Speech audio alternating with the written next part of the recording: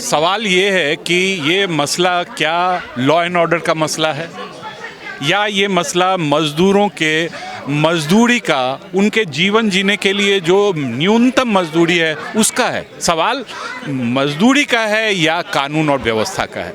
अगर आप देखिए तो एक के बाद एक, पहले आपको पानीपत में दिखाई देता है, फिर मानेसर में दिखाई देता है, और मानेसर में जिस कंपनी का वहाँ पर स्ट्राइक होता है और सरकार ने 15,000 समथिंग वहाँ पर फिक्स किया, उसी कंपनी का नोएडा में 11,000 सैलरी है। तो सवाल ये है कि 300 रुपये 400 रुपये किलो जब गैस का सिलेंडर हो और देख रहा है मजदूर की उसी कंपनी का हरियाणा में 15,000 समथिंग हो रहा है, तो अपने यहाँ अगर वो हड़ताल पर जाता है और मांग करता है तो उसका जवाब अगर पुलिस लाठियों से, डंडों से, कानून और व्यवस्था बना के का मामला बना के और अगर वो पेश कर रही है, तो इसी से समझा जा सकता है कि सरकार जो है उसकी नीयत जो है वो सही नहीं है। अगर इस व्यवस्था माने इसमें आप अगर साजिश ढूंढ रहे हैं, आप खुद देखिए कि 12 साल हो गए, 12 साल से नोएडा उत्तर प्रदेश में कोई वेज बोर्ड नहीं बना है।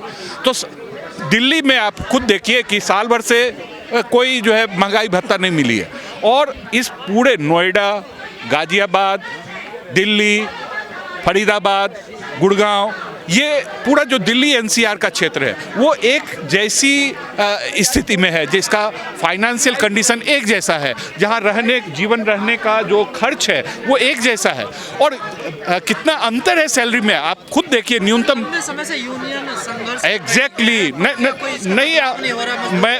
मैं आपको यही बताना चाह रहा हूं कि पिछले दिनों में लगातार जो हमला हुआ है और ये जो लेबर कोड आया, इस दो को समझना होगा कि उसने यूनियन को साफ बाहर कर दिया। आप जिस भी फैक्ट्री में अनरेस्ट हुआ है, आप ध्यान से देखिए, शायद ही कोई फैक्ट्री है जिसके अंदर यूनियन हो।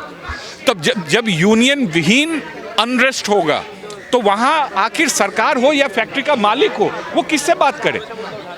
क्या एक साथ 1,000 लोग या 2,000 या 5,000 वर्कर से कोई सरकार बात कर सकती है? तो ये जो वर्कर जाए तो किसके पास जाए? जब तक आप यूनियन को ख़त्म करोगे, जब यूनियन को ख़त्म करोगे, आप इस तरह के अनरेस्ट को क्रिएट करोगे और उसका कोई सॉल्यूशन आपके पास दिखाई नहीं देगा। यहाँ स्थिति क्या हुई, आप अगर ध्यान से देखेंगे तो अगर आप साजिश ढूंढने चलेंगे तो आपको फिर पाकिस्तान जाना पड़ेगा, फिर मजदूर के पास आपको कुछ नहीं मिलेगा। लेकिन स्थिति क्या है कि एक के बाद एक जो फैक्ट्रीज हैं वहाँ जो अनरेस्ट पैदा हो रहा है वो उस परिस्थिति से पैदा हो रहा है। दिल्ली में 18,000 समथिंग और नोएडा में 11,000। क्या इसका कोई रैशनल है? एक ही फैक्ट्री जिसका हरियाणा में 15,000 समथिंग और यहाँ पर 11,000 समथिंग, तो क्या इसका कोई रैशनल है? और अगर एक फैक्ट्री का मजदूर दूसरे फैक्ट्री के मजदूर से अपने आप को जोड़ता है, अपने जीवन स्थिति को जोड़ता है, तो वो कहीं ना कहीं डिमांड कर रहा है कि आप हमारी सैलरी को बढ़ाओ, और इसको आप कानून व्यवस्था का बना के कुछ असामाजिक तत्वों को बीच में डाल के या आके इस तरह का अनरेस्ट क्रिएट करके आप पूंजीपतियों का ही नहीं देश का नाश कर रहे हो। पर जो नोएडा में जो इतना हिंसक हुआ आंदोलन, क्या पुलिस की भी लापरवाही रही है वहाँ पर? क्या मैं क्या बता रहा हूँ कि आप अगर समय रहते मजदूरों के अनरेस्ट को, ये जो अनरेस्ट पैदा हुआ है वो परिस्थिति जन्य है, इसको समझना होगा कि 12 साल से आप स्टेगनेंट है, आपकी सैलरी कुछ नहीं बढ़ रही है। क्या महंगाई 11 साल 12 साल में नहीं बढ़ी है? ये हम आप सब देख रहे हैं। तो ऐसी स्थिति में जो एक स्वाभाविक डिमांड है कि आप वेज बोर्ड बनाते, आप करते, आपने क्या किया? लेबर कोड का जब विरोध हो रहा था पूरे देश में, यही लेफ्ट पार्टियां थी जिसने लेबर कोड के खिलाफ जो है, मजदूर यूनियन ने भी फरवरी में स्ट्राइक किया और लेफ्ट पार्टियों ने मार्च में 24 मार्च की रैली की। तो उस समय सरकार इसको काउंटर करने के लिए चारों तरफ प्रचारित किया कि अब जो है अप्रैल से लेबर कोड आएगा, 2 गुनी सैलरी होगी, जो ओवर टाइम है वो 2 गुना होगा, और 8 घंटे की ड्यूटी होगी। मतलब ये सारे जुमले जो पढ़े गए, सरकार ने जनता के बीच में रखा, तो जनता को साफ साफ लगा फैक्ट्री नहीं। मेरी बात समझिए, अनस्किल्ड का भी सैलरी होता है, स्किल्ड का अलग सैलरी होता है, अनस्किल्ड का अलग सैलरी होता है, सबकी मिनिमम वेज तय होती है। सवाल है उसी मिनिमम वेज की। और मैं जो कहना चाह रहा था कि जब आपने मजदूरों को एड्रेस किया तो वो मजदूर वो सोच रहा है कि सरकार ने तो दे दिया, लेबर कोड दे दिया, लेकिन फैक्ट्री मालिक नहीं दे रहा है। क्योंकि अप्रैल महीने में लेबर कोड के साथ सरकार ने ये प्रसारित किया था कि लेबर कोड आते ही आपको दोगुना होगा। तो वो जब नहीं हुआ तो लोगों ने प्रतिरोध किया अपने मालिकों के खिलाफ। अब आप फैक्ट्री के अनरेस्ट को, मजदूरों के अनरेस्ट को कानून व्यवस्था का मामला बना के उसको दमन करके मजदूरों को जेल में डाल के अगर सॉल्यूशन ढूंढना चाह रहे हैं तो वो मिलने वाला नहीं है। में योगी सरकार ने फैसला लिया है जो हाँ, कोई एग्जैक्टली 2000 बढ़ाने का। आप सोचो ना, उसी फैक्ट्री का हरियाणा में गुड़गांव में 15,000 समथिंग है और आप नोएडा में 12,000 13,000 कर रहे हो। तो कैसे मान लेगा उसी फैक्ट्री का बंदा जो मानेसर में अलग सैलरी ले रहा है? तो इसको जस्टिफाई करने का कोई आधार नहीं है। आपने मनमाने तरीके से वेज बोर्ड गठित करते, यूनियन को शामिल करते और उनके साथ नेगोशिएशन करते, तब एक बात बनती। लेकिन आपने इस सब प्रक्रिया को हटा के एक घोषणा कर दी और डंडे के जोर पर आप इसे दबाना चाहते। ये चल नहीं सकता, क्योंकि मजदूरों के जो मुद्दे हैं सरकार उसको सुनने को तैयार नहीं है। लागू कराने की बात नहीं है, घोषित कराने की पहली बात है कि सरकार न्यूनतम वेतन 26,000 रुपये घोषित करें। उसकी ये लड़ाई है। नोएडा के अंदर जो हालात है मजदूरों के, सबसे बदतर हालात हैं। सबसे कम न्यूनतम वेतन नोएडा के मजदूरों को मिलता है, जबकि सबसे महंगा शहर नोएडा है। नोएडा के मजदूरों का वेतन दिल्ली से ज़्यादा होना चाहिए था, लेकिन दिल्ली के अंदर 18,000 से ऊपर न्यूनतम वेतन मिलेगा। नोएडा में काम करने वाले मजदूर को 11,390 रुपये मिलेगा। हरियाणा के अंदर काम करेगा तो 15,200 मिलेगा। भारी विरोध के बाद उत्तर प्रदेश की सरकार ने अभी वेतन बढ़ाया, 13,690 किया है, तो वो भी बहुत कम है। और इतना कम वेतन उत्तर प्रदेश की सरकार ने क्यों घोषित किया है, सरकार ये बताने को तैयार नहीं है कि दिल्ली से कम क्यों आपने घोषित किया। क्या दिल्ली से सस्ता शहर है? क्या हरियाणा से सस्ता शहर है नोएडा? जो आपने हरियाणा से भी कम नोएडा के मजदूरों के लिए वेतन घोषित किया है।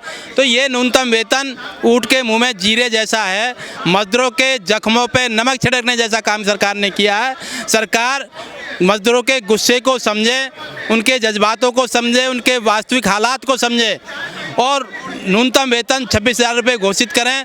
जब तक ये घोषित नहीं हो रहा है, कम से कम जो अंतरिम जो बढ़ोतरी उन्होंने 13,690 किया है, 13,000 को बढ़ा करके दिल्ली के बराबर 8,500 रुपये न्यूनतम वेतन मजदूरों को अभी तत्काल घोषित किया जाए। गिरफ्तार मजदूरों को रिहा किया जाए। काम के हालात और श्रम कानून जो सख्ती से पालन कराया जाए, इसी मांग को लेकर के आज ये विरोध प्रदर्शन है। नोएडा के मजदूरों के साथ दिल्ली NCR के वामपंथी पार्टी के आह्वान पर जो है प्रदर्शन हो रहा है, जिसमें जो सभी लोग हिस्सेदारी कर रहे हैं। क्या यूपी के मजदूर सस्ते हैं? यूपी के मजदूर सस्ते हैं क्या पूरे देश में सबसे? नोएडा का मजदूर सबसे कम वेतन आज मिल रहा है।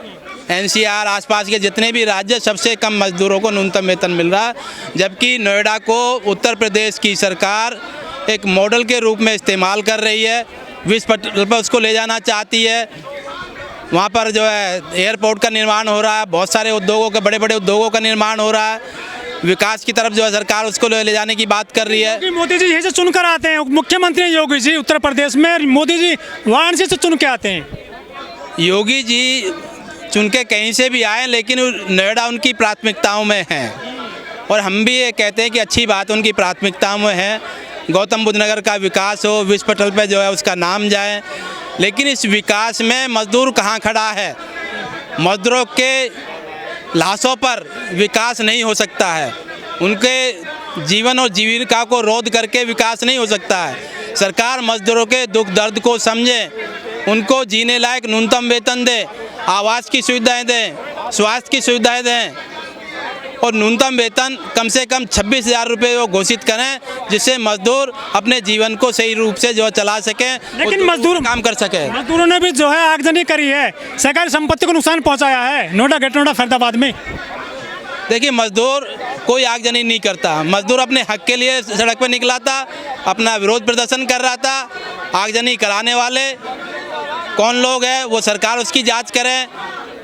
मालिकों के जो लोग हैं, क्योंकि मालिक लोग भी नहीं चाहते कि जो सरकार वेतन बढ़ाए, उनकी एसोसिएशन है, उनके जो पूरा तंत्र है, उनके पास गुंडे हैं, कौन लोग थे जो उसमें आकर के पत्थर कर रहे थे नकाब लगा करके? मजदूर नकाब लगा करके प्रदर्शन नहीं करता, मजदूर तो सरेआम डंके की चोट पे करता है। अपना विरोध प्रदर्शन कर रहे थे, जिन्होंने आग लगाई उनको सरकार देखे कौन लोग थे। लेकिन मजदूरों के जो जायज़ हक हैं, जो उनकी जायज़ पीड़ा है, उस उपद्रव के आधार पर उनके हक की लड़ाई को नहीं दबाया जा सकता।